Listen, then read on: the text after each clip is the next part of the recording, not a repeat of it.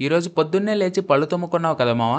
మంచి పేస్ట్ వేసుకొని నీట్‌గా బ్రష్ చేశావా? Sorry boss! నిన్ను భయపెడుతున్నానని కాదు గానీ, నువ్వు బ్రష్ మీద వేసుకునేది పేస్ట్ మాత్రమే కాదు. దాంతో పాటు ఆ టాయిలెట్‌లో ఉండే బ్యాక్టీరియాని కూడా కలిపి తోముకున్నావు. ఛీ! పొద్దున్నే ఏంటి ఈ చెత్త డిస్కషన్ అనుకుంటున్నావు కదా మావా! నేను చెప్పేది వింటే రేపటి నుంచి బ్రష్ ముట్టుకోవాలంటేనే ఆలోచిస్తావు. దీన్నే సైన్స్‌లో టాయిలెట్ ఫ్లూమ్ అని అంటారు మావా! అసలు మ్యాటర్ ఏంటంటే, నువ్వు బాత్రూంలోని పని కానిచ్చాక కమోడ్ మీద ఉన్న మూత వేయకుండానే ఫ్లష్ కొడతావు కదా!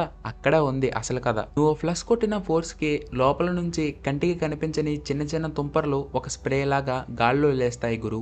ఎంత పైకి అంటే ఏకంగా 6 అడుగుల ఎత్తు వరకు లేస్తాయి. అంటే నీ అంత ఎత్తనమాట. ఆ స్ప్రేలో ఏముంటాయో తెలుసా? నువ్వు ఇప్పుడే వదిలిన విసర్జనలో ఉండే బ్యాక్టీరియా క్రిములు.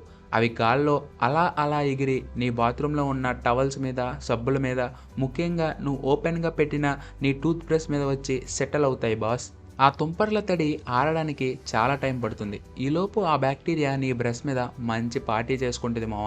అంటే మరుసటి రోజు నువ్వు ఆ బ్రష్‌ని నోట్లో పెట్టుకుంటున్నావంటే నువ్వు ఫ్రెష్ అవుతున్నట్టు కాదు. డైరెక్ట్‌గా ఆ బ్యాక్టీరియానే నీ నోట్లోకి పిలుస్తున్నట్టు. సో మామ, ఈసారి ఫ్లష్ కొట్టేటప్పుడు ఆ కమోడ్ మూత మూయడం మర్చిపోకు. లేకపోతే నీ నోటి పరిస్థితి గోవింద మావో.